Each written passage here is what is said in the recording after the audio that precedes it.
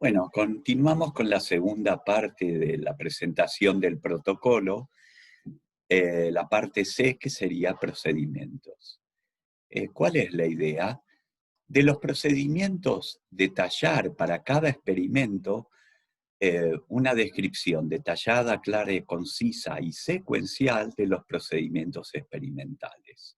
Son numerosos los que muchas veces ocurren, desde la identificación de los animales, cómo van a ser sujetados, las inoculaciones a las que los someteremos, con qué tipo de aguja, en dónde, toma de muestras, eh, por ejemplo, muestras de cola, muestras de sangre, inoculaciones subcutáneas, inoculaciones intraperitoneales, etcétera. Si van a ser sometidos a una restricción de movimiento, de comida, de fluidos, innumerables, pero detallarlos todos. Y los criterios del punto final experimental, o sea, el punto final planificado, y el plan de acción de cuidados veterinarios. Siempre es útil acompañar con un diagrama de flujo, lo dejamos a su criterio. Luego los procedimientos quirúrgicos que pueden ser sometidos a lo largo de la experiencia. O sea, identificar y describir los cuidados preoperatorios, las personas que realizarán esta intervención, la sala, puede ser el bioterio, puede ser un laboratorio, y los procedimientos quirúrgicos y anestésicos en sí. Si ha habido más de una cirugía con sobrevida, describir los cuidados postoperatorios, o sea, la temperatura corporal, la frecuencia de las observaciones, el método de la eutanasia, eso si la cirugía es sin recuperación. Bueno, con respecto a la anestesia y analgesia, los agentes utilizados para evitar el dolor o sufrimiento innecesario. Esa es la idea, describir por experimento la especie que estamos utilizando, el agente anestésico o analgésico, la dosis en miligramos kilo, vehículo y volumen, la vía de administración, puede ser intraperitoneal, intramuscular, subcutánea, etc. Y la frecuencia de administración. A veces requerimos una analgesia de varios días seguidos, por ejemplo. Bueno, pero hay una clase específica de anestesia y analgesia por el doctor Omar Yodice que les va a despejar todas las dudas al respecto. El diseño experimental. Bueno, este es un punto clave, ya que por cada experimento, nuevamente, es importante describir los grupos controles y experimentales, los criterios de inclusión y exclusión, evitar vicios, por ejemplo, cuidando la ceguera de los operadores, justificar el tamaño de cada grupo estadísticamente y describir los métodos estadísticos para el análisis de los resultados.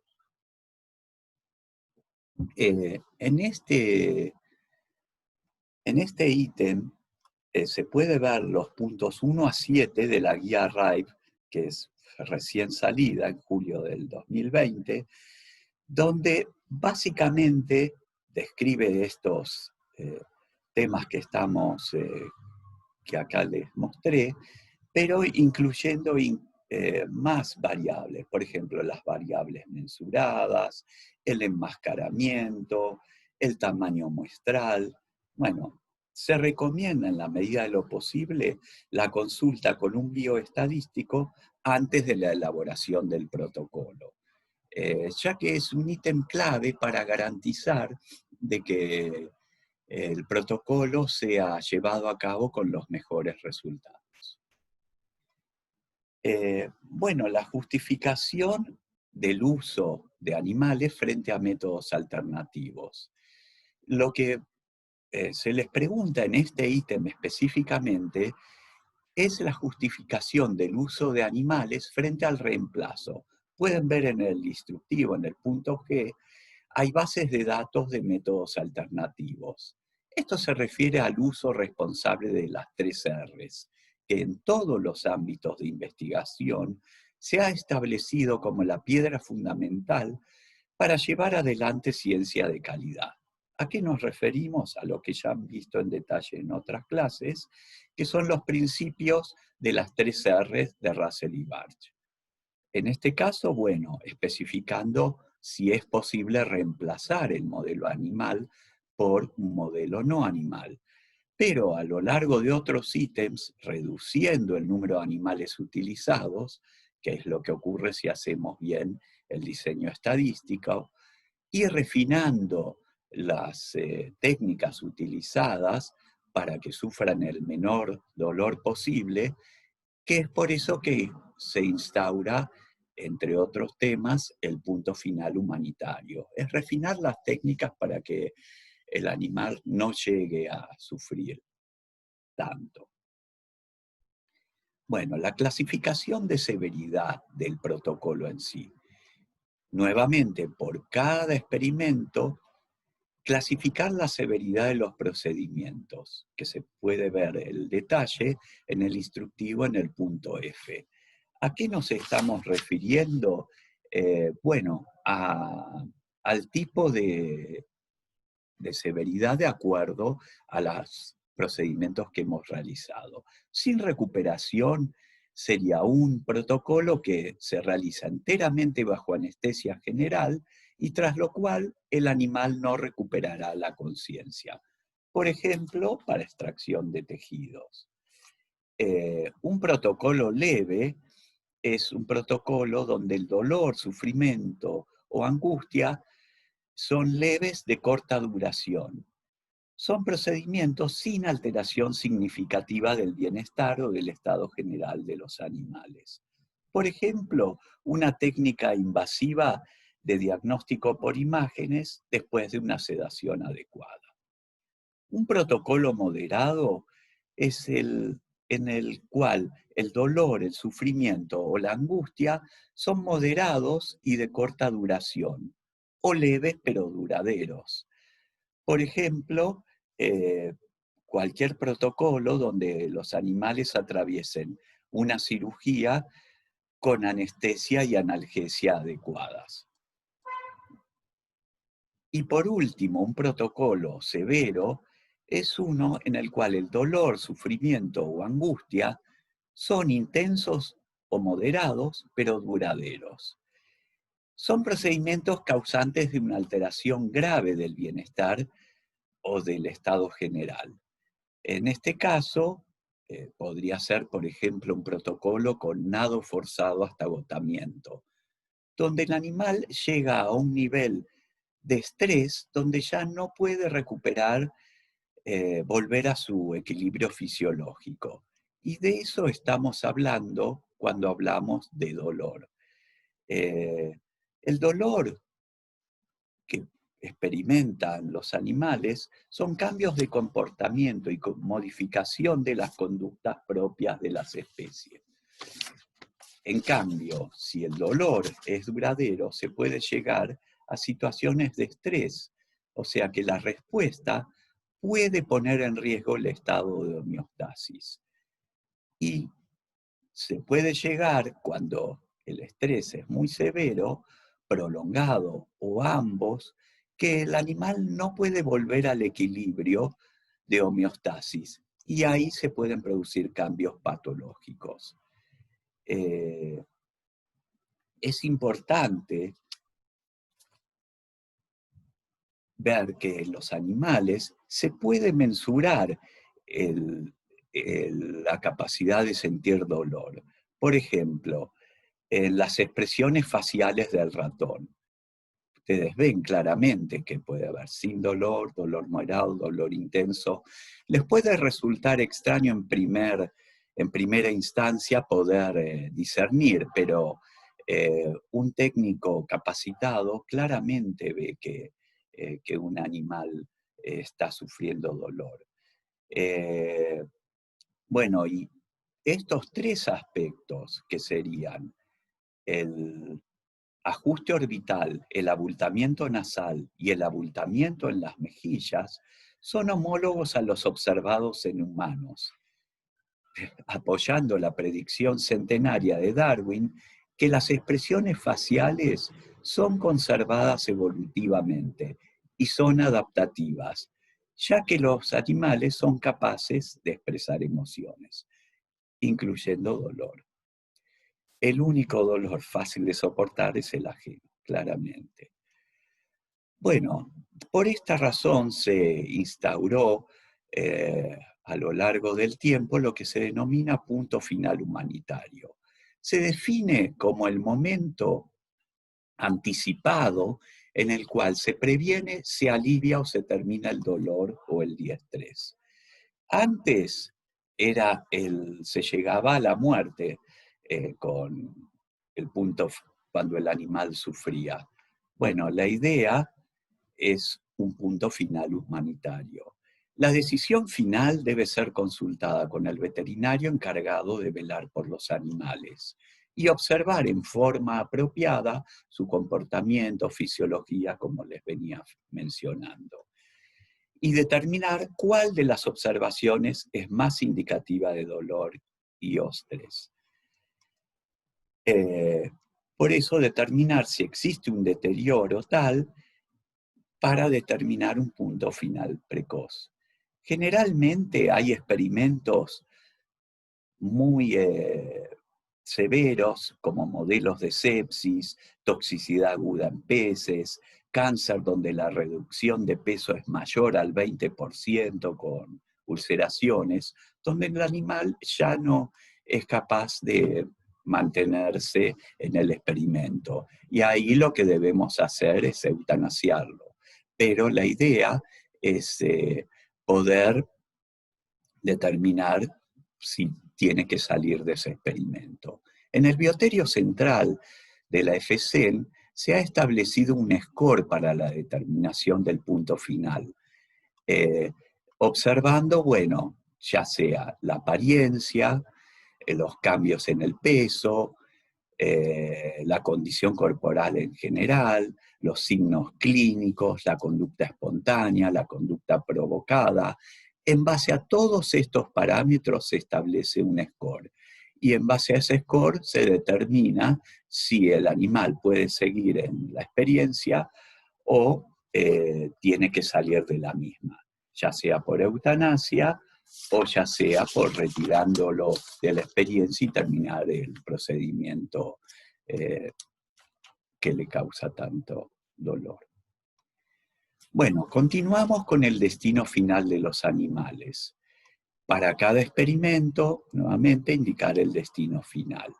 Puede ser eutanasia, como hemos visto, si en el caso de que querramos después extraer órganos o lo que fuere, o reutilización si lo que se ha hecho es solo un monitoreo de algún parámetro. En este caso hay que indicar el protocolo de supervivencia. En el caso de que el destino fuera la eutanasia, detallar el método eutanásico, por ejemplo, dislocación cervical, justificación del método, porque podría ser, por ejemplo, algo habitual en muchos bioterios, es también sobredosis de anestesia, o, bueno, que tenemos el personal idóneo para dislocación cervical y por eso se realiza así. Y la persona que realiza la maniobra, su entrenamiento para el procedimiento, por ejemplo, un técnico capacitado del bioterio.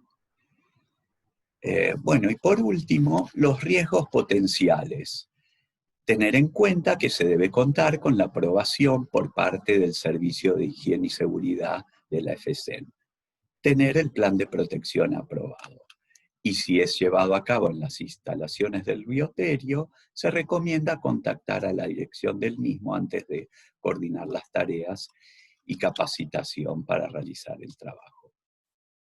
Y las referencias que son pertinentes para los procedimientos o para todo lo que hemos estado completando a lo largo de esta presentación. Bueno, lo que quería comentarles es... Ah, me perdí. Faltaba esto, si existe algún riesgo potencial. Bueno, el tipo de riesgo lo hemos mencionado antes también en el ítem de riesgos con el control microbiológico, pero aparte, de acuerdo a los productos que hemos utilizado, saber si existe un riesgo, ya sea químico, biológico, radioactivo, cancerígeno u otros, de acuerdo a los productos, a los reactivos que hemos utilizado o técnicas. Y declarar si estos agentes peligrosos afectan a personas, animales o al ambiente y las medidas para disminuir el riesgo. Bueno, quisiera ahondar en un ítem que mencioné en la primera parte, que respecto de para qué hacíamos o completábamos un protocolo con tantas descripciones. Bueno, para tratar de hacer buena ciencia y aparte de cuidar el bienestar animal, que es lo que nos referimos varios de nosotros en lo que se denomina las 3 R's de Russell y Barch, es también importante destacar otras 3 R's científicas.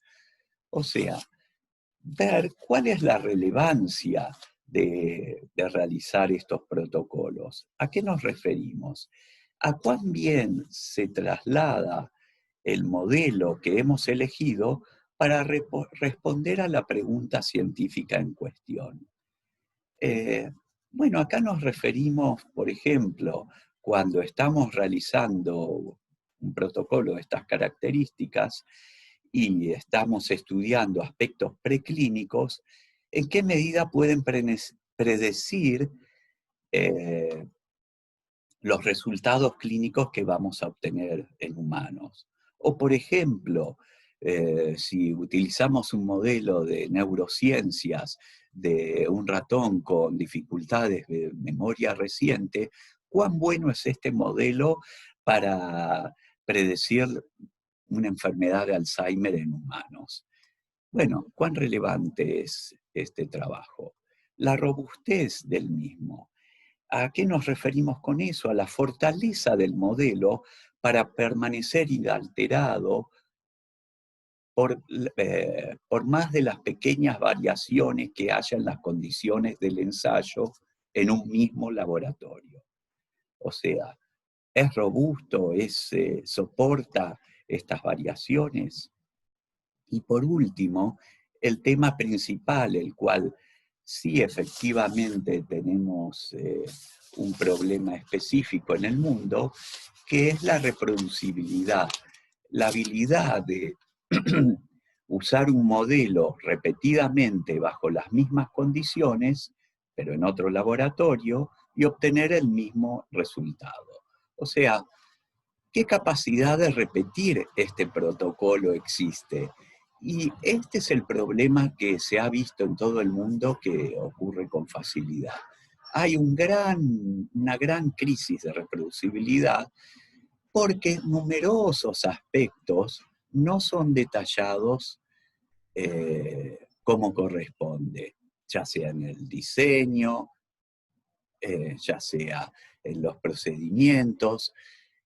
Y claramente los investigadores consultados en este estudio hace unos pocos años en la revista Nature han expresado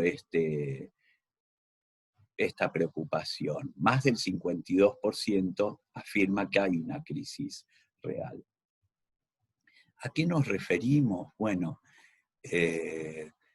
hay muchos métodos científicos que se siguen utilizando más allá de no ser considerados éticamente aceptables, solo porque fueron publicados previamente.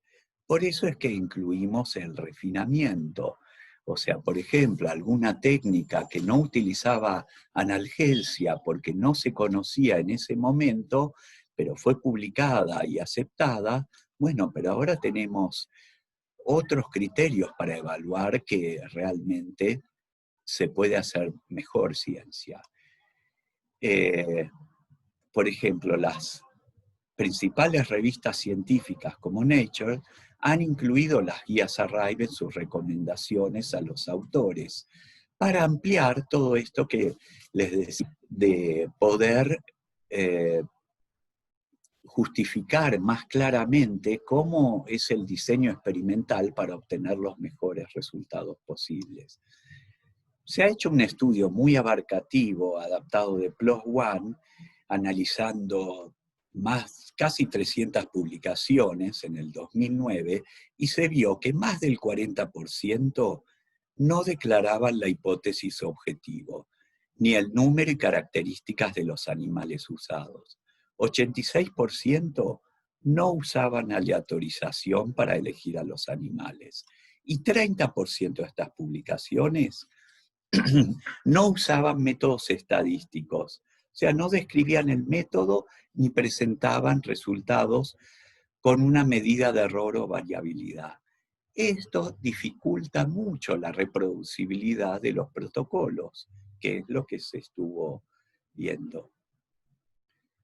Bueno, por último, les relato los compromisos que tiene el investigador para el cuidado ético de los animales dentro del protocolo.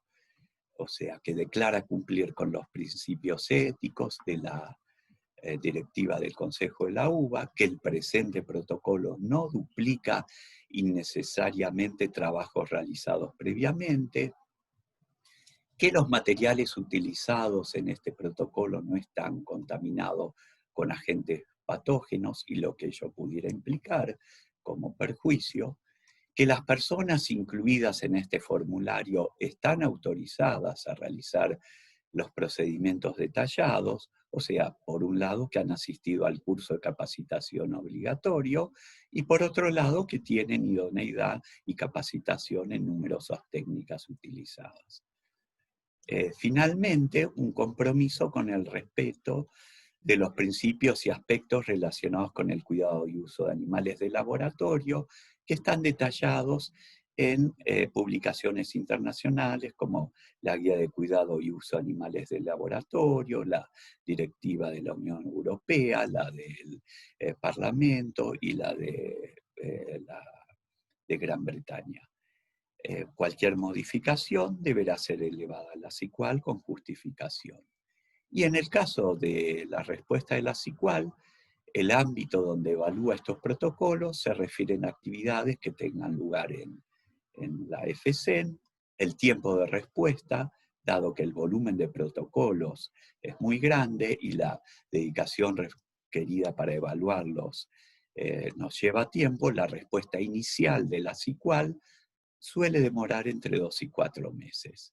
Por último, los protocolos con comentarios de la SICUAL, o sea, evaluados, que no son respondidos por el investigador responsable en el lapso de 6 meses, se darán de baja. Bueno, muchas gracias. Está mi mail para cualquier consulta y la clase de Zoom sincrónico si necesitan algún otro dato.